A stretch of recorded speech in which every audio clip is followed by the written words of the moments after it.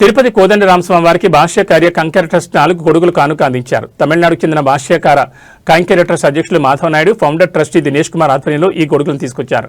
ఆలయం ఎదురు జరిగిన కార్యక్రమంలో గొడుగులను ఆలయ అధికారులకు అందించారు. ఓం నమో వెంకటేశాయ.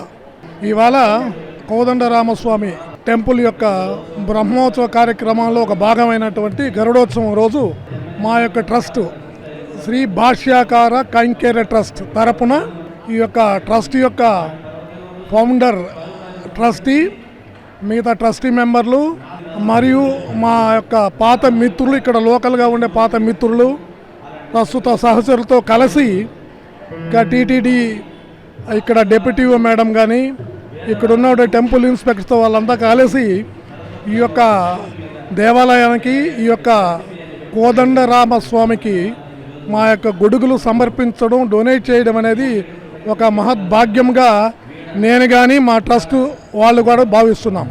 ఓం నమో వెంకటేశాయ.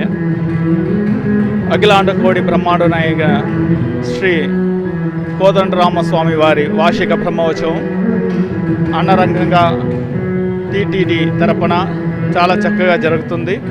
అందులో 5వ రోజు అయిన గరుడ వాహనం రోజు మా శ్రీ భాష్యకార కైంకర్య ట్రస్ట్ తరపున ఇక్కడ 4 గొడుగులు సమర్పించడం జరిగింది.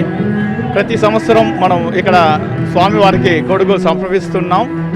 అటువంటి అవకాశం మనకి మా ట్రస్ట్కి ఇచ్చినందుకు టీటీడీ చైర్మన్ గారు, అడిషనల్ ఈవో గారు, జేఈఓ గారు, తర్వాత డిప్యూటీ మేడం, టెంపుల్ ఇన్స్పెక్టర్స్ అందరికీ మేము ధన్యవాదాలు మా ట్రస్ట్ తరపున తెలిపించుకుంటున్నాం. ఓం నమో వెంకటేశాయ.